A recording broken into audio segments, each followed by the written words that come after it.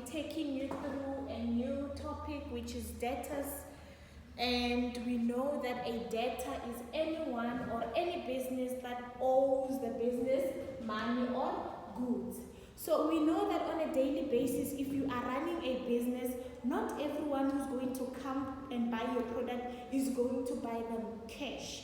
Sometimes we have some customers who will buy on credit. What do I mean by buying on credit?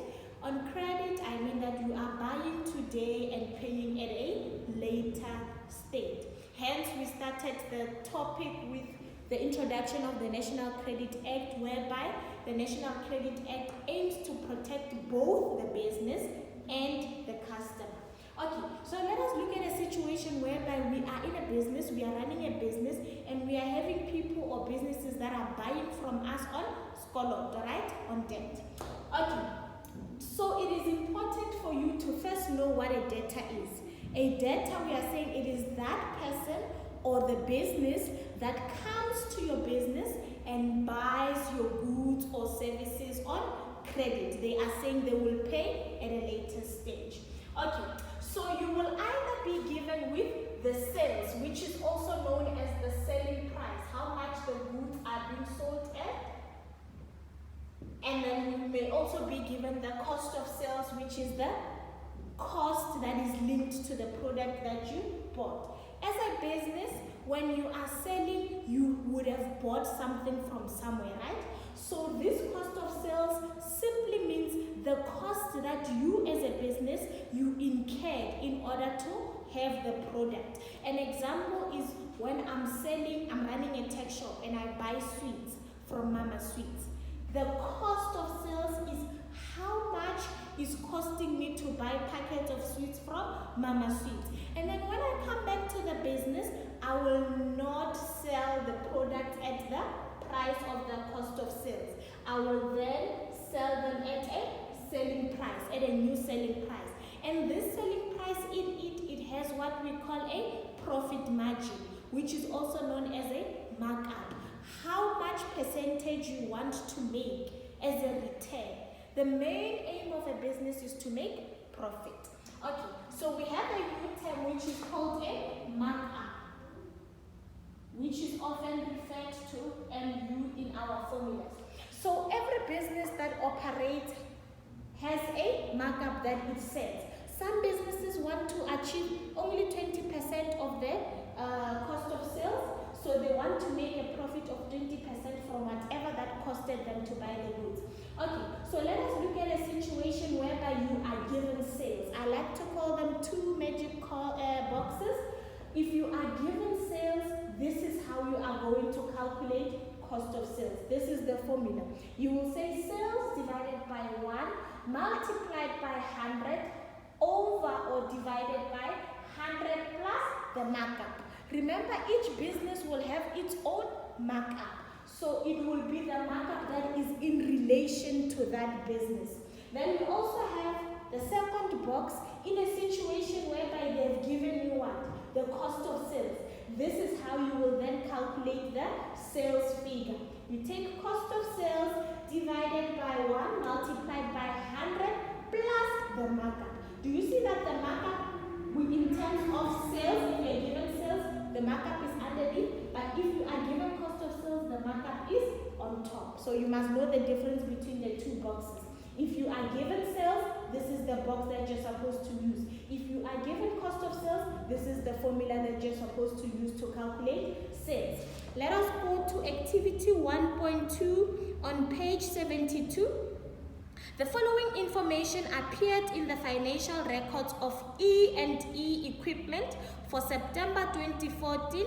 All goods are sold at a cost plus of 50%. This cost plus is our markup. So this business is achieving a markup of 50%. So whenever we want to calculate, when we need cost of sales, we will use this formula, and where we see MU, we substitute it with 50.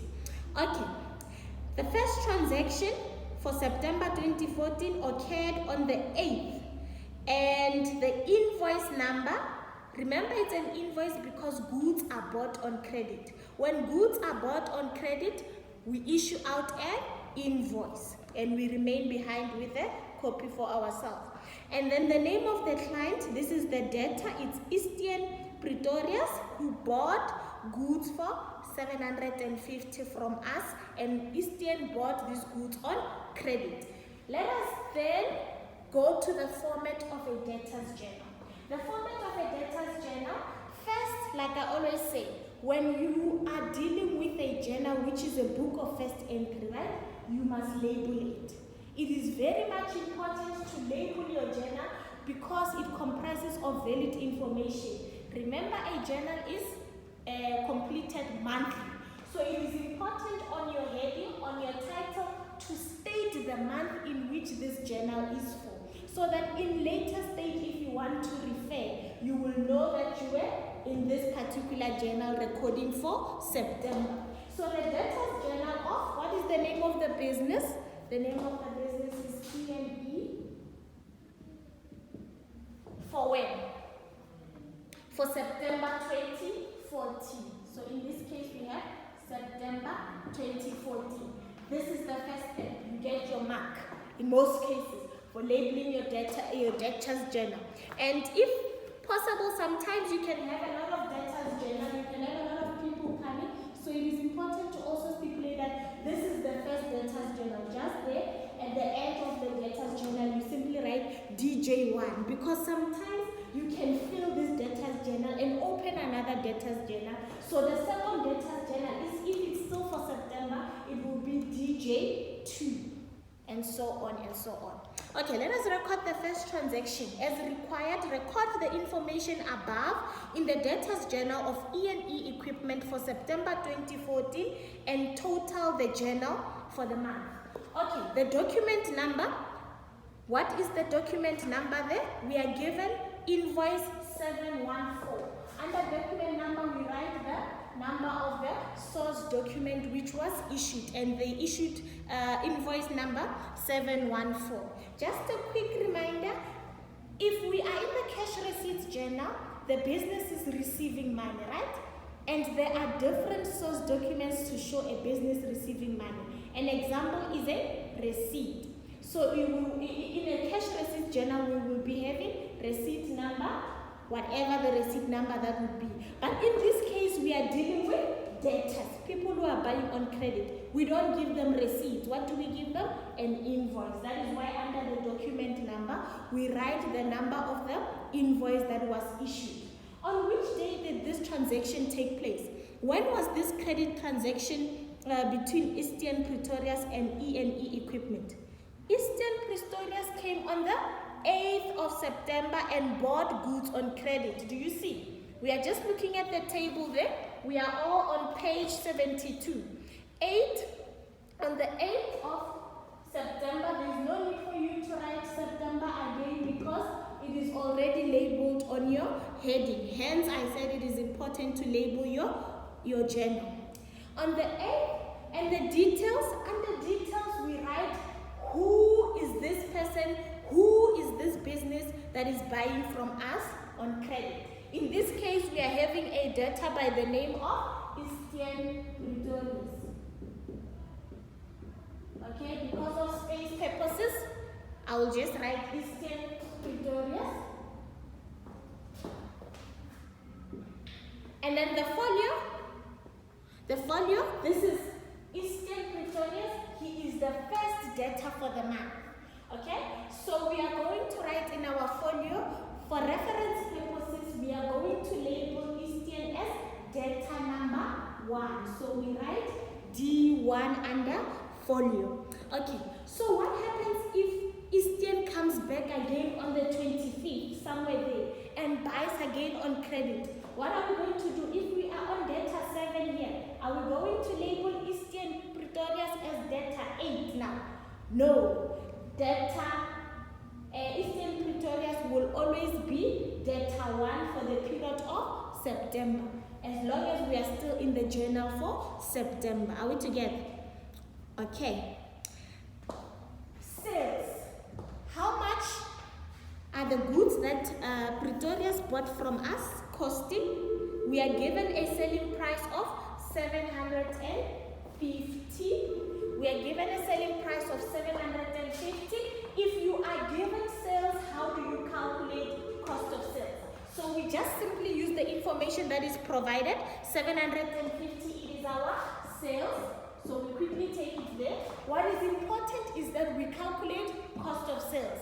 We don't worry because we know that we have two boxes which will help us to calculate either sales or cost of sales. In this case, we are given sales. When we are given sales, which magic box do we use? Magic box number 1. Given sales, this is how you will calculate cost of sales.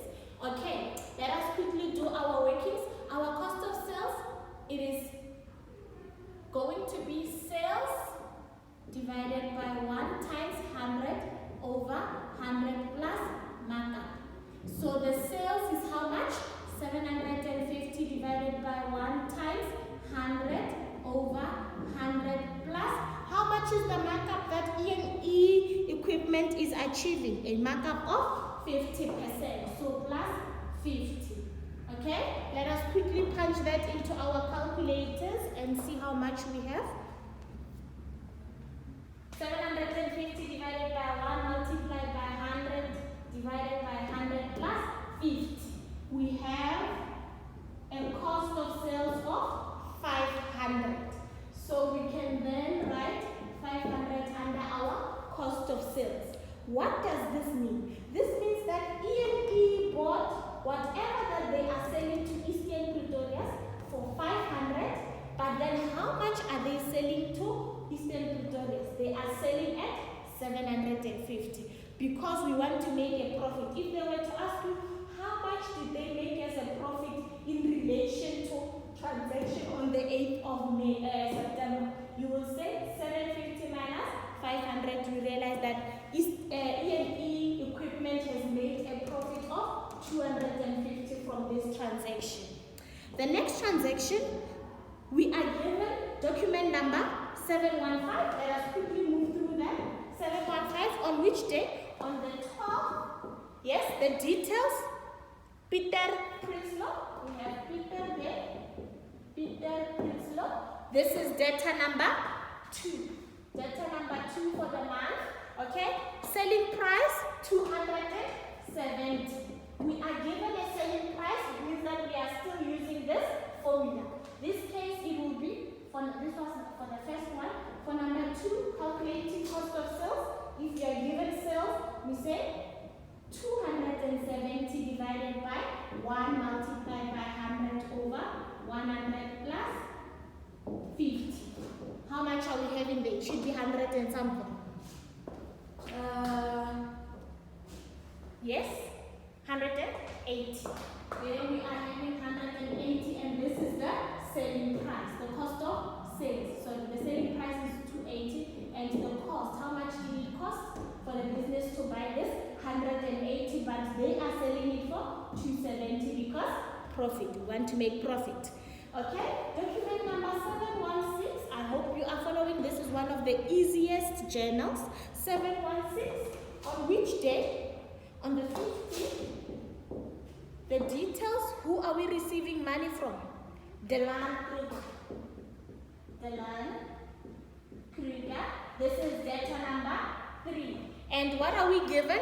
We are provided with the selling price of 600. It means that we must calculate cost of sales. We calculate cost of sales by box number 1. 600 times 100 over 100 plus 50. This is how much? The cost of sales is, punch this into your calculator, 400. Okay, 400. Okay, someone can say, what if I was given the cost of sales and not the selling price? Do we panic?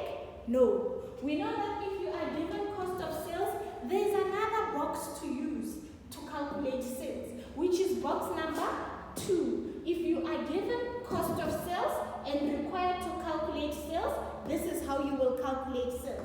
You will say the cost of sales 400 divided by 1 multiplied by 100 plus 50 over 100. Let's calculate that. It should give us the amount that I just wrapped off. Yes, it gives us 600. So you see, you can calculate both this and that if you are given either this or that, and you know the two boxes. So it is very much important for you